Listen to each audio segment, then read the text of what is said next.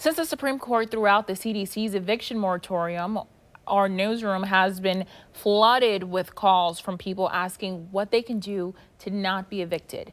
This issue has been weighing on for so many months since the first eviction ban expired last month. Just before that order expired, the High Court ruled the administration could not extend the ban past July 31st. But after Congress failed to take action, the Biden administration ignored that order and reissued a second moratorium that was supposed to expire October 3rd.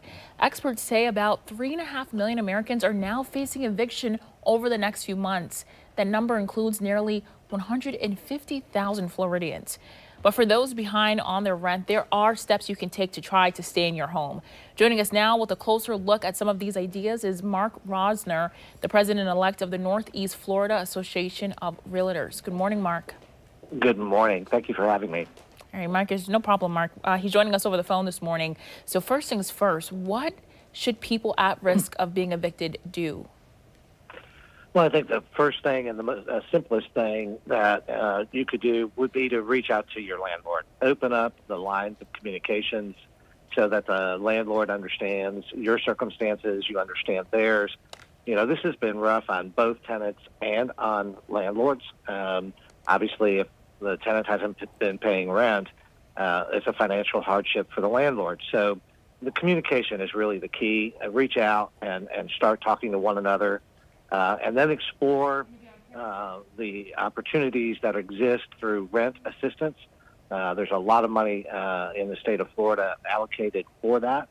And if you go online to ourflorida.com, there's plenty of information there. So those are the two big things to be able to do. But number one is just reach out and start talking with the landlord. And speaking of landlords, for some, there's a sort of a stigma that the landlord is the bad guy. Is that true? Not really. Not at all. And really, truly, most landlords really don't want to have to evict anyone. I mean, that's a last resort. They would rather be able to reach out and have a relationship and work through any issues that exist.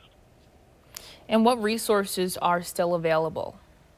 Well, there is still money available. The federal government passed in one of the CARES Acts. There's billions of dollars of money available, and it can be accessed here in the state of Florida at ourflorida.com. And as you know, facing eviction is anything but easy. A lot of people can easily panic about this. How important is it to have a plan? It's critically important, right? And I think that as you reach out and the communication happens with the landlord, that will help you prepare a plan. Perhaps there's family members that you could stay with on the interim as you find new employment.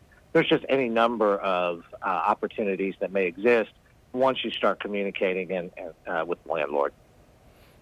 Absolutely. Well, thank you so much, Mark. I know these tips are going to help so many families in need right now. Well, you're very welcome. Thank you for having me.